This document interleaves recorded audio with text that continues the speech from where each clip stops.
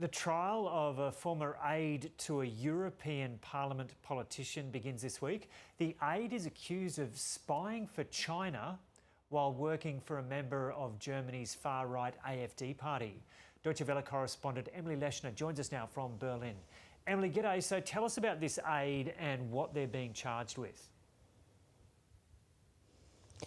Yeah, the aide is a man named John G. He is a German-Chinese dual citizen who was working for a somewhat controversial member of the AfD party a man named Maximilian Krah.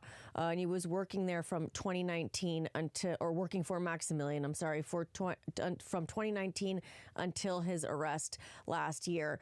And John G. is being accused of handing over hundreds of documents to Chinese intelligence agencies, documents that detailed the deliberations and decisions of EU Parliament while he was working for Krah in a Brussels office. And he also allegedly spied on Chinese dissidents and opposition figures. He had also compiled dossiers on AfD party leadership, Alice Weidel, and Chairman Tino Trupala. And according to some local media reports, it seems that some lawmakers had reservations about John G. Even before he was arrested while he was working in Parliament for Maximilian Krah. Some parliamentary members had reportedly tried to even steer clear of him. And he was arrested right before the European elections last year. He's been in detention since while waiting for his trial to begin, which, as you mentioned, begins this week. And prosecutors believe he'd been working for a covert agent for China since 2002, but for Krah since 2019. And so has the politician he's worked for had anything to say since he's been charged?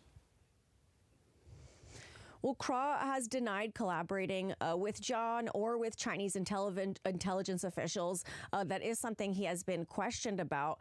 The Dresden Public Prosecutor's Office, which is the office that is trying the case against John, is investigating Krah now for allegedly accepting around 50,000 euro from companies that were connected to John, which he has denied. But of course, this has put their relationship under close scrutiny. They reportedly met in 2015 when Krah was a lawyer and John was one of his clients.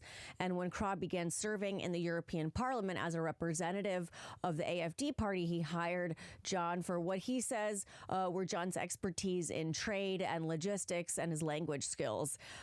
So Krah has denied that John ever tried to recruit him for China or that he was in collaboration with him. But he is under investigation, and he will also be a witness at John's trial. He's expected to speak as a witness at this trial on September 3rd. And so Germany's recent election results showed increasing support for the AfD, but there's also a lot of controversy around the party. What impact could this trial have on its standing in German society?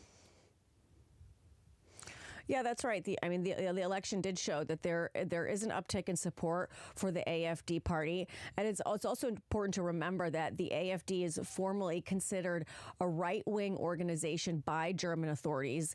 And they're always looking, the party is always looking for a foothold that will lend it legitimacy and more influence over German politics. So a scandal like this one, it definitely doesn't look good for the party. And it doesn't look good for its leader, Alice Weidel, who has been criticized recently for not being able to get this situation under control. The AfD party was also criticized for letting Krah continue in his role as a parliamentarian representative, even after his aide was charged, and these allegations around his own dealings started to come to light.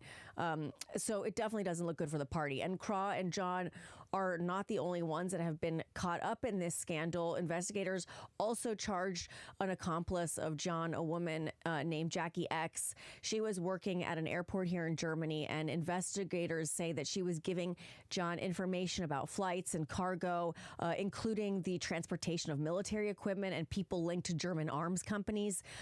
So this is not going to be an easy situation for the AfD to disentangle itself from.